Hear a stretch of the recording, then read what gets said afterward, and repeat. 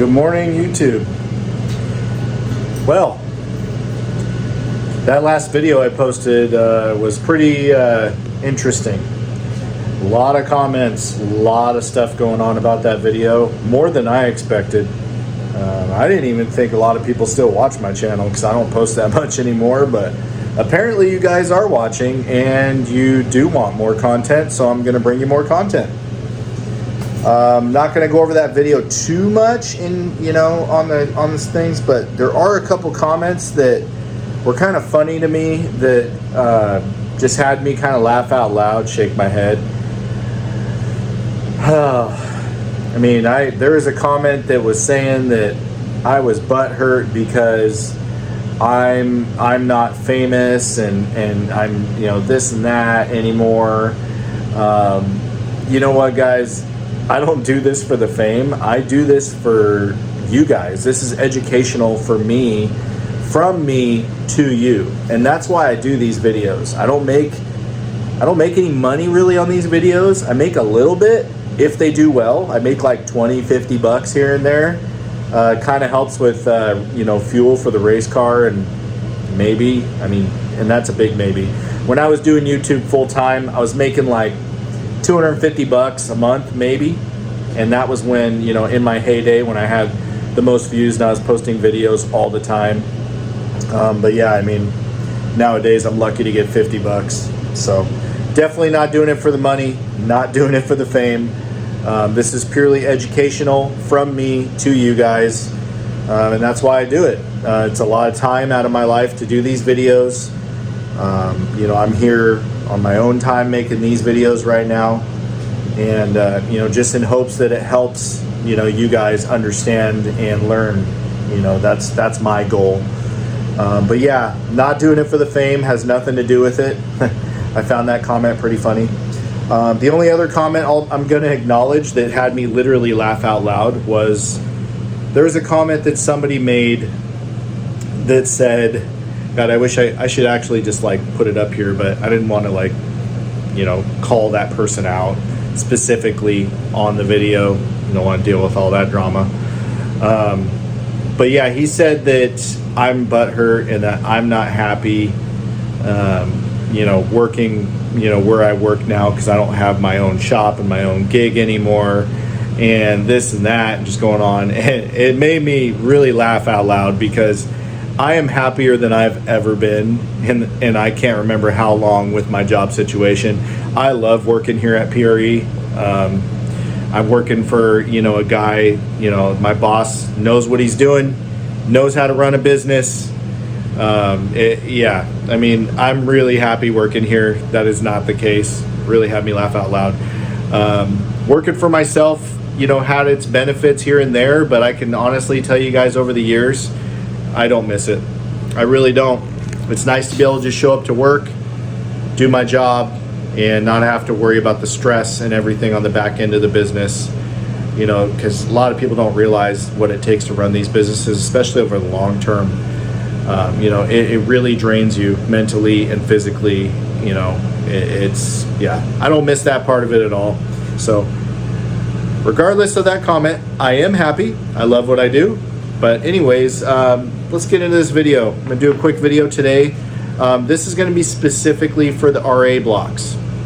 So a lot of people reached out to me, a lot of positive comments, but there were a couple comments that were giving me some more information on the actual metallurgy of the RA block. I didn't have that data at the time, but it has been brought to my attention that the metallurgy is better, and I don't doubt it. Over time, when you make a part again and put it back into assembly, over 10 years later, things have got to improve, I would hope, in casting and metallurgy and everything. So not debating on the metallurgy being better, and the casting quality being better. Specifically the piston, I've been doing research on this and trying to get you guys some better information. The casting material and the grain structure of the piston, somebody actually did a metallurgy test on a piston. They had it sent out and analyzed, and they did find that the grain structure was better. I don't doubt it. However, what I'm going to show today is going to kind of try to explain even with better grain structure on the piston, why these pistons will still fail. It's actually probably the root cause. This isn't really covered much in the Subaru world, which is surprising because in the LS world, this is huge. So I'm gonna make a little video today. I've got a real RA block out of a car that has failed with very low mileage since it was replaced. And I got my laptop here, or my little computer here for doing some specs and things like that. So I'm gonna show you guys some interesting stuff. So, all right, so this is an actual RA block from Subaru. This was a replacement RA block. This was not originally in the car. This one was actually ordered brand new from Subaru. It has very low mileage on it.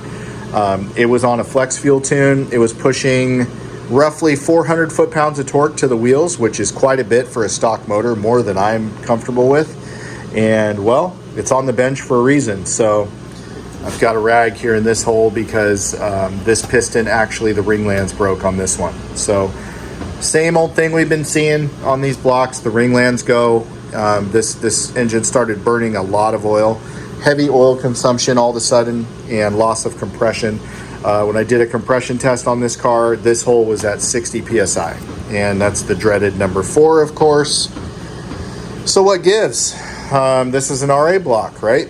So it should be better. It should be able stronger and not have this problem. So what I've got here is this, just for comparison, this is a forged piston. So this is a Manley piston. This is a typical platinum piston that we use in a lot of builds. You know, this is basically just like our step up from the stock piston. And this is the actual stock piston out of cylinder 2, which appears to be okay. But as you guys can see, looks really good, looks new still, very low mileage on this piston. So another thing I've got here is, so on my computer, I've got the factory service manual for a 2019 STI. And now I went through the factory service manual for multiple years of these newer STIs looking for a specific RA STI service manual. And just like I suspected, there is none because, well, if there's no different service manual for the actual engine of the RA, that leads me to believe that the specs that the engine is built to are going to be the same as all the other blocks. So if there truly was a difference, you know, a major difference in the RA block spec wise and you know, the way it was built, I would think that there'd be a specific service manual or documents to cover those specs, but there isn't. So I'm going to use this to verify some specs today. And what I'm going to do is I'm going to take the rings off this piston, and I'm going to actually measure the ring gaps that this motor is set up for and see what the ring gaps are, and then explain to you guys why I'm doing that. All right, guys, so I've got a piston ring from the piston in the bore, and I'm going to measure this real quick. And as you can see, get my feeler gauge in there. So what I've got is, it's kind of tight, I've got 10 thousandths of an inch, okay? Now, that's pretty tight. So we go over here to the service manual, and we zoom in, we can see the top ring that I measured, the spec is 9 thou to 11 thou. So we're right in the range of what it should be from the factory. Now, here's the thing. So these piston rings are set up this way for a reason. So on a typical forged piston that we run, and when we build a race motor that's going to be, you know, for a lot of power, we make this gap much larger. And the reason why we do that is because what happens in the cylinder is when you generate a lot of heat and boost, these are going to push together because of the boost and the heat when they're going up and down the cylinder. And what happens here is when these end up touching, they're not supposed to really ever touch and butt up against each other, because once they do that, if you can imagine, this is always expanding and contracting as the piston's going up and down the bore with boost and all the forces that are on this, and it needs room to move freely and smoothly and be able to expand and contract to conform to the cylinder wall and what's going on at the time in the piston. So if this touches because we run out of gap, bad things happen. And what happens is when this touches, I don't know if I can kind of explain this, but when it touches and it basically puts pressure on the end of the ring gaps, and what happens is, or the end of the rings, they butt up together, and then what's going to happen is it's going to force its way up. And when you look at the way these ringlands are designed on these pistons, there's nowhere for it to go. So what ends up happening is this ringland here, these are ringlands, it basically fractures the ringland on the piston from all the extreme force of the ring butting together and pushing up. So once it pushes up, it cracks this little groove, this little ringland, this fat part here. If I can show you guys a little bit better here with my feeler gauge. So it basically, the rings ride in here, and what happens is it'll push up and it cracks the ringland, and that's what causes the piston to really fail. Now, this piston's casting and metallurgy, I'm sure, is better than the original when it first came out, because they're using a different manufacturing plant now than they were back in the day. Processes have gotten more efficient and better, which is a good thing. So the piston, I'll give it that. The metal's better. It does look a little nicer when you look at it, but the actual physical design of it hasn't really changed. And the thing about this piston is it's pretty strong for what it is, but when this happens with the rings, game over. There's nothing you can do. The piston's going to fail. Typically on a forged piston, we don't see that as often for two reasons.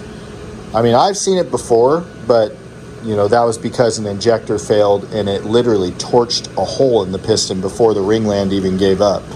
I have seen one or two ringlands break on they don't really break, they kind of just bend and melt on a forged piston, but that was because the person that built it did not set the ring gaps correctly and actually didn't even file the rings at all. So I confirmed that because I took the rings out of the other pistons and checked them, and the gap was like almost nothing. So when we do these pistons for these race motors, we filed fit the rings. So it's why we have little machines like this. And what we're actually doing is we're adjusting the gap on the rings for the amount of boost and the amount of power that we're going to make on the engine. And this is standard on all race blocks that I build and that should be built. So what this allows us to do is we can set the motor up for the power that it's going to run and the amount of boost it's going to run and prevent this problem from happening. Now, in the LS world, this is nothing new. This has been going on for decades. So in the LS world, it's common practice to go get a junkyard 5.3, slap a turbo on it and send it. Well, you're asking how the heck are they making it 100 horsepower in a stock LS motor? Well, an LS motor is a better architecture than an EJ for making power. There's no doubt about that. But one of the tricks is they pull the stock pistons out of the stock motor and they re-gap the rings and open the rings up, and then they slam them back in. And what that does is it gives the motor its best shot at making a lot of power and not having this piston fail, because an LS motor has piston failures on ringlands as well if you're running too much boost and you don't gap the rings. So that's the major issue with running stock blocks and RA blocks at high power levels, is the ringlands are still going to break even though the piston has been improved metallurgy wise over time, because the ring gaps, they're not set up to make that kind of power. The reason why they do that is because this motor is designed to make 300 horsepower, meet emission standards, and not burn a lot of oil. There's a little more to it than that, but those are the main bullet points. The metal of the piston and the metal of the sleeve and all that has a little bit to do with it as well. But when you open ring gaps up, you're going to get a little more blow-by, and blow-by on a stock application is not acceptable. So it's kind of a compromise. The engine's designed for 300 horsepower. They're going to tighten the gaps up as tight as they can to make it happen, not burn oil, and live. And that's what they do. Now, the other thing about the motor that we do when we build these race motors and set them up for power is there's other clearances here at play, specifically the rod bearing clearances and the main bearing clearances. Now, those are super important because the main bearing clearances on a stock motor are extremely tight.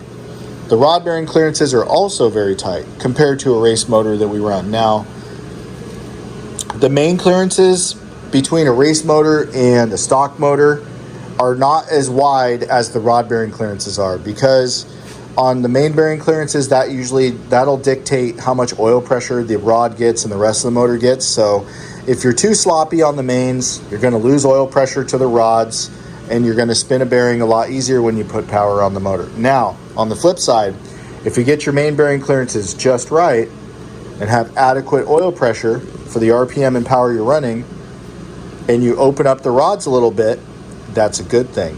And the reason why that's a good thing is because we get a bigger cushion of film of oil between the bearing and the crankshaft. And if we can maintain that cushion of oil and that a little bit wider clearance on the rod, it will handle more load and more power and not spin a bearing. But the key to that is making sure that the main clearances you use are adequate for the oil system that is being used on the car to supply the rods with enough oil to make that happen. That's where the trick is. That's the song and dance we play when we build the race motors, and we have all our, proprietary stuff going on and our specs and things like that nobody will really share with you, because this takes a lot of time to figure out. You break a lot of motors figuring this out. This takes years. So over the years, I've figured out that recipe, and many other people have figured it out as well. But it's a closely guarded thing because we all didn't figure that out in one day. It took us a long time to get those numbers right. I'm going to show you guys here. I'm going to pull up the specs for see if I can find the main bearing clearance specs here for you guys, and the rod bearing specs, what they're supposed to be. Let me cut the video for a second because it takes a minute to go through 400 pages of service manual. Okay, something I want to show you guys here. So check out this crankshaft oil clearance they call for. So this is the main bearing oil clearance that the factory builds these motors at. Look at how tight that is. You're talking less than a thou, way less than a thou on the tight end, all the way up to just a tiny bit over a thou. That is extremely tight. So that's one thing there. That's one example. Because this motor was only built for 300 horsepower, that's why they do that. They want the clearances as tight as possible to get the most mileage out of this motor for the amount of power that we're doing.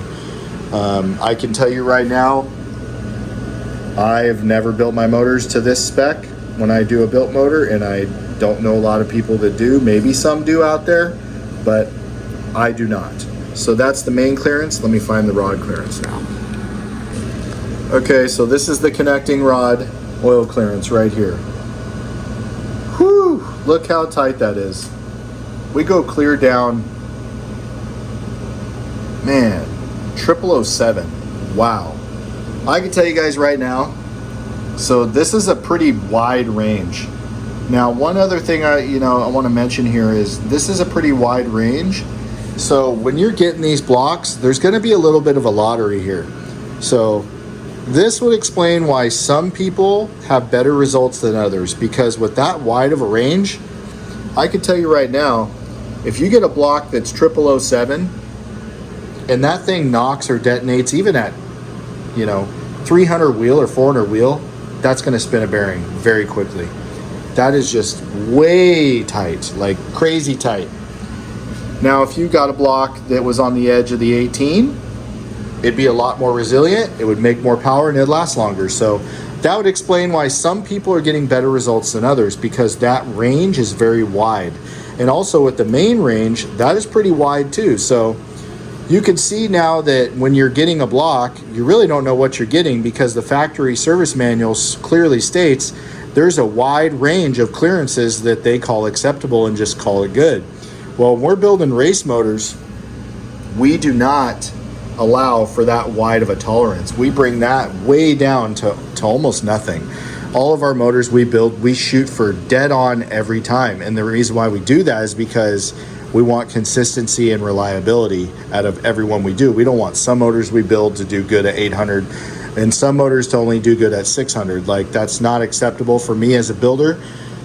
So these are just things that, you know, when you buy a mass-produced engine and a factory engine that's only designed for 300 horsepower, is not allowed to burn any oil, and has to conform to, you know, U.S. emission standards, these are the sacrifices, you know, or I should say, this is what you have to deal with. So some blocks are going to be better than others. So that goes, you know, how do you figure that out? Well, it's impossible to figure it out. So you're basically, like I said, you're playing the lottery when it comes to buying an RA block and seeing how much power it's really going to hold. Some people will get way more power than others because the range on this stuff is so wide.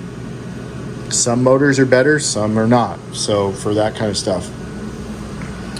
But yeah, man, that's pretty wild to me. One thing I forgot to throw in the video, I didn't realize it till I was driving home, but one other thing about this block that you guys have to take in mind is the rods. And I went through all the clearances with you guys and explained why the clearances are set up, you know, the way they are, which is a problem for making a lot of power. Well, even with all these things, there's still also another thing that's working against you with this block, the rods. The rods are only going to hold so much torque before they break, physically. So you guys got to keep it in mind. All these things are working against us on this motor to make power.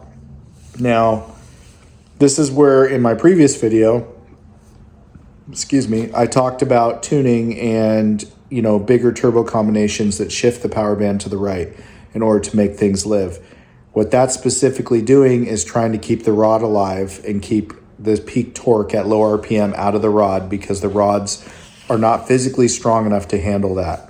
So you run a ton of timing down low, make a lot of torque down low. That's really hard on the rod. The rod doesn't have a strong enough material to hold, and it will break. So as you can see, there's a lot of things working against us, you know, with this block to make power. And in my opinion, it doesn't make sense to try to make power on something that, now that you guys, you know, have seen this and I've explained, clearly is not designed to do so. So hopefully that clears that up for you guys. Just had to make sure I put that in there because it is another important part. The only thing in this motor that is, you know, very strong and is well overbuilt is the crankshaft. The crankshaft, more than capable of making as much power as you need. You know, I've run stock cranks to 800 plus horsepower, no problem, because you guessed it, they're forged. So the crankshaft, very strong. The block itself, the sleeves are going to be another point of problem, where the sleeves have cracked under too much cylinder pressure or detonation. So you have to use really good fuel to avoid this. E85, high octane race fuel only. This is where that comes into play as well. Because what I've found is around 500 wheel horsepower or so, the stock sleeve physically will crack and just can't hold the power. So that's where closed decking comes in. So as you guys can see, a lot of things working against us with this motor. And that's why, in my opinion, there's money. Your money is best spent elsewhere instead of trying to make this block do what it doesn't want to do or wasn't designed to do.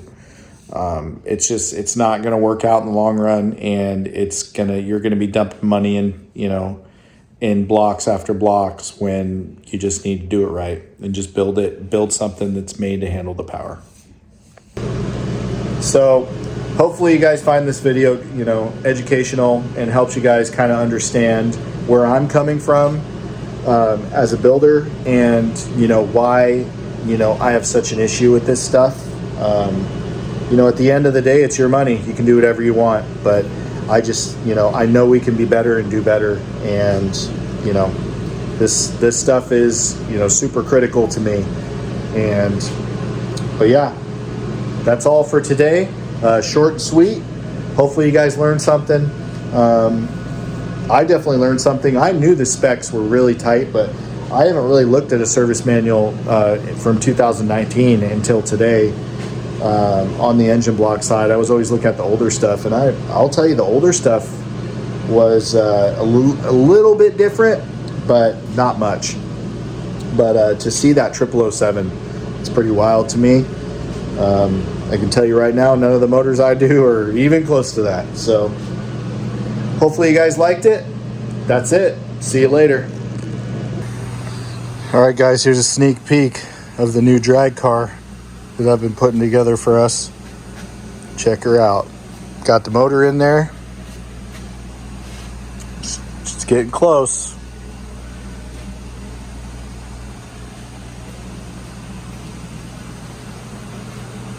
Oh yeah. All right, that's a sneak peek. That's all you guys get for now. No more for now.